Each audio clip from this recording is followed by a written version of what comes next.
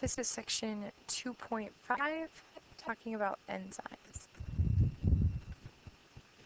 So, most chemical reactions that occur in a cell can't actually happen without the help of enzymes.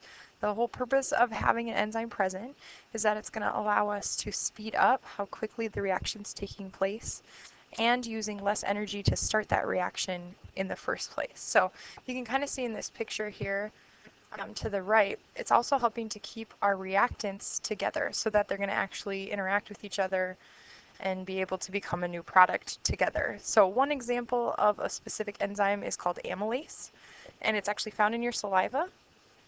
And so whenever you put food in your mouth and you start salivating, that amylase is in your saliva and it starts the breakdown of carbs. They're kind of complex, so they take a little bit longer to start breaking down. And a good indication that something is an enzyme is that it ends in ASE.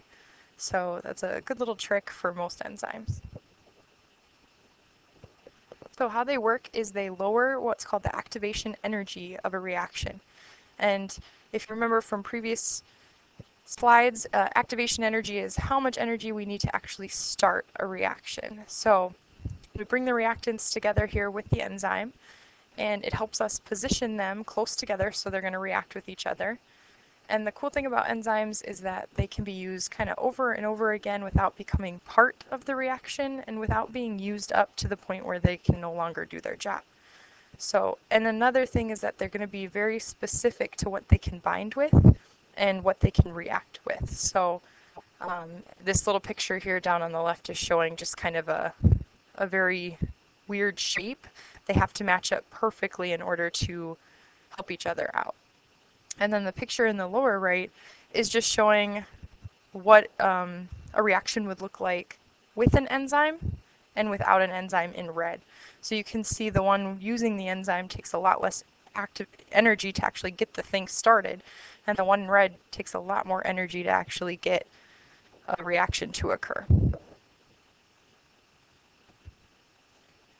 So how do they work? Well, you have this thing called a substrate. It's what's being acted upon by the enzyme, and it's going to bind to that enzyme at the active site. So it's just the area where they're going to bind together. And you can do one of two things. The substrate can either be broken down into a couple different parts, or we can take two separate substrates and join them together to make a new product. So as that enzyme comes in, it's going to change shape just slightly to fit whatever substrate it's acting upon. But again, looking at the picture, you know, the shapes have to match up pretty close in order for that reaction to take place.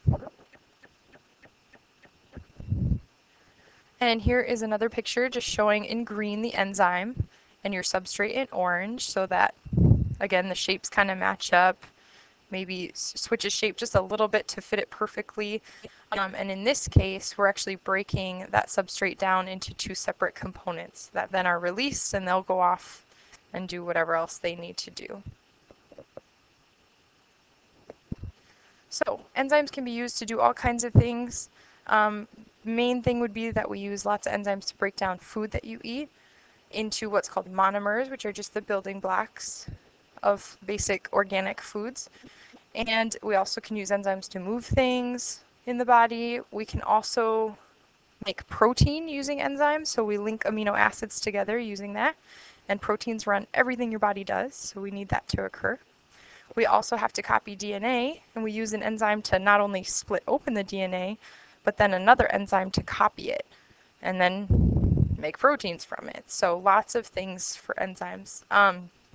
And if you're lacking some enzymes, like I just picked one example here, if you're missing the enzyme called lactase, again, there's that ASE on the end, you are unable to break down a sugar called lactose. So we call somebody lactose intolerant, meaning they're unable to break that disaccharide. It's just kind of a little bit more complex of a sugar found in, you know, milk and dairy products.